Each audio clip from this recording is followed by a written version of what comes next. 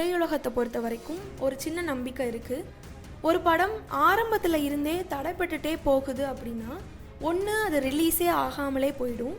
அப்படி ஒருவேளை அது ரிலீஸ் ஆனால் கூட அந்த ரிலீஸுக்கு அப்புறமா அந்த படத்துக்கு பெரிய வெற்றி எதுவும் இருக்காது அப்படின்றது தான் அந்த நம்பிக்கை.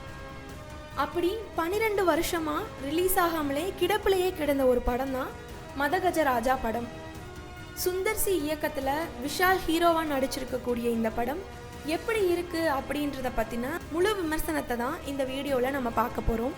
இந்த படத்துடைய ஒன்லைன் ஸ்டோரி என்னன்னு கேட்டிங்கன்னா, தன்னுடைய ஃப்ரெண்ட்ஸோட பிரச்சனை எல்லாத்தையுமே தன்னோட பிரச்சனையாக நினச்சி வில்லனை எதிர்க்கக்கூடிய ஒரு ஹீரோ. இறுதியில் வெற்றி யாருக்கு கிடச்சிச்சு, இவ்வளோதாங்க இந்த படத்தோட கதையே. காவல் அதிகாரியுடைய மகனாக வலம் வரக்கூடியவர் தான் மதகஜராஜா, அதாவது ஹீரோ விஷால். இவர் கேபிள் டிவி வச்சிருக்கக்கூடியவராக இந்த படத்தில் நடிச்சிருக்காரு. படத்துடைய ஆரம்பத்திலேயே அஞ்சலியும் இவரும் சந்திச்சுக்கிறாங்க. முதல் சந்திப்பின் பொழுதே காதல்லையும் விழுகிறாங்க. ஆனால் ஒரு கட்டத்தில் அஞ்சலிக்கு விஷாலால் ஒரு அவமானம் ஏற்படுது. அதனால் 2 பேருமே பிரியக்கூடிய சூழ்நிலை நேருது. இதுக்கப்புறம் சில வருடங்கள் கழித்து கதை ட்ராவல் ஆகுது. அங்கே விஷால் தன்னுடைய பள்ளி ஆசிரியர் மகளுடைய திருமண விழாவில் நண்பர்களை சந்திக்கிறாரு. அங்கே அவருடைய 2 நண்பர்கள் தன்னோட வாழ்க்கையில் நடந்த 2 பெரிய பிரச்சனை இருக்கிறத பற்றி பேசுகிறாங்க. அந்த 2 பிரச்சனைக்குமே காரணமாக ஒரு பெரும் புள்ளியாக இருக்கிறவர் தான் காரணம்னு கண்டுபிடிக்கிறாங்க. நண்பர்களுக்காக வில்லனா ஒரே ஆளாக எதிர்க்கிறதுக்காக சென்னை வராரு ஹீரோ. வந்த இடத்துல பிரிஞ்சு போன அஞ்சலியுமே கண்டுபிடிக்கிறாரு. இதுக்கடுத்து என்ன நடந்துச்சு, வில்லனை அழிச்சாரா அஞ்சலியோட சேர்ந்தாரா அப்படின்றத காமெடியாக சொல்கிறது தான் மீதி கதை ஃபுல்லாகவே. இந்த படத்தில் சொல்கிற அளவுக்கு சீரியஸான கதையோ இல்லை ட்விஸ்ட் அண்ட் டர்ன்ஸனோ எதுவுமே இல்லை. ஆனால் ஒவ்வொரு சீனுக்குமே கலகலன்னு சிரிக்கிற அளவுக்கு காமெடியான வசனங்களை அள்ளி தெளிச்சிருக்கிறாங்க. அது நம்ம முன்கூட்டியே கணிக்கிற மாதிரியான காமெடியாக இருந்தாலும் கூட ஸ்க்ரீனில் பார்க்கும்போது நம்மையே அறியாமல் சிரிப்பு மத்தாப்பாக வெடிக்குது. அதுலேயும் ஃப்ரெண்ட்ஸோட போய் இந்த படத்தை பார்த்தா ஜாலியாக என்ஜாய் பண்ணி ரசிக்கலாம். 10 ஆண்டுகளுக்கு முன்னாடி எடுக்கப்பட்ட ஏதாவது படத்தையோ இல்லை அதோட காமெடி காட்சிகளையோ ஏதோ ஒரு சேனலில் பார்க்கும்போது மனசுக்குள்ள ஒரு இனம் புரியாத மகிழ்ச்சி ததுமும் இல்லையா, அப்படி ஒரு உணர்வு அளிக்கிறது தான் மதகஜராஜா திரைப்படம். காரணம் என்னன்னு கேட்டிங்கன்னா, இப்போ வரக்கூடிய பல படங்களில் சிரிப்பு வர வைக்கிறதுக்காக அப்படின்றதுக்காக வலுக்கட்டாயமாக சில காட்சிகளை வைக்கிறாங்க. ஆனால் அது பார்க்குறதுக்கு யதார்த்தமாக இருக்கிற மாதிரி இல்லை. ஆனால் இந்த படத்தில் வரக்கூடிய காமெடி காட்சிகள் யதார்த்தமாகவே அந்த சீனுக்கு பொருந்திருக்கு. ஒருவேளை 10லிருந்து 12 வருஷங்களுக்கு முன்னாடியே வெளியாகிற படமாக இருந்த கதைக்களம் இல்லையா, ஒருவேளை இந்த படம் அந்த வகையை சேர்ந்ததுன்றனால கூட மகிழ்ச்சியான ஒரு உணர்வை தரதாகவும் இருக்கலாம்.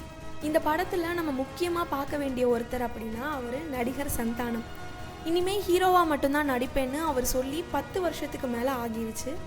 என்னதான் இவர் ஹீரோவாக நடித்து அவருடைய படங்களில் கவுண்டரையும் காமெடியும் படம் முழுக்கவே நம்ம பார்த்துட்டு வந்தால் கூட ஹீரோவோடையே சேர்ந்து ஹீரோவையே கலாச்சு அவர் பேசியிருக்க காட்சிகளை ரசிகர்கள் மிஸ் செய்கிறாங்கன்றது மறுக்க முடியாத ஒரு உண்மை தான். அந்த குறையை கொஞ்சம் மருந்து போட்டு தீர்த்தது போல் அமைஞ்சிருக்கிறது தான் இந்த மதகராஜா படத்தில் அவருடைய நடிப்பு. இந்த படத்தில் அவருடைய டைமிங்கான காமெடி, ரைமிங்கில் பேசி கலாய்க்கிறதுன்னு பழைய சந்தானத்தை திரையில் பார்த்தது மாதிரி இருந்துச்சு. அது ஒரு மிகப்பெரிய ஆனந்தமான உணர்வையும் கொடுத்துச்சு.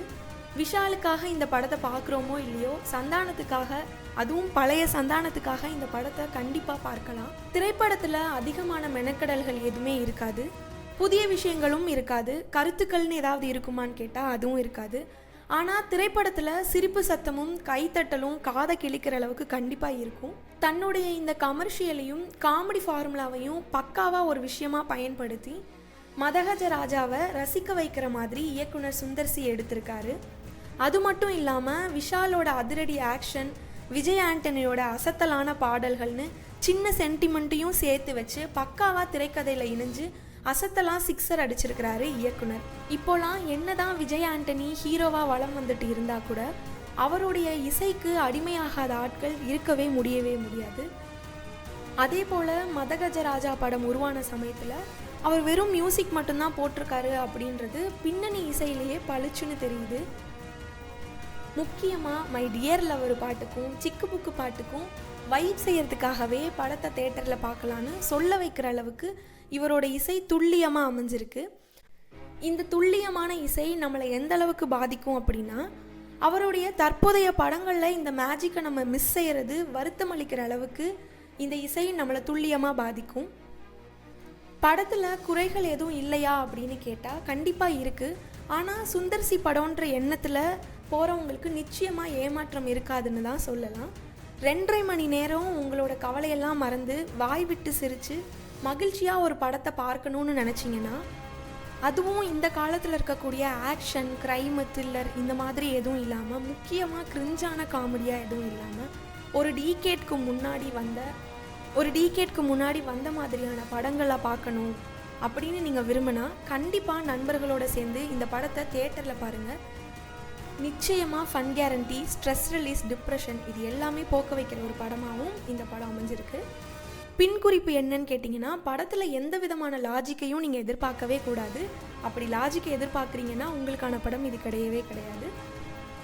இந்த படத்தை ஆல்ரெடி பார்த்தவங்க இந்த வீடியோவை லிசன் பண்ணிகிட்ருக்கீங்க அப்படின்னா மறக்காமல் இந்த படத்தை பற்றின உங்களோட கருத்துக்களை கமெண்ட் செக்ஷனில் பதிவிட்டுட்டு வீடியோவுக்கு ஒரு லைக் பண்ணிவிட்டு மறக்காமல் தமிழ் ரிப்போர்ட்ஸ் சேனலை சப்ஸ்கிரைப் பண்ணிடுங்க.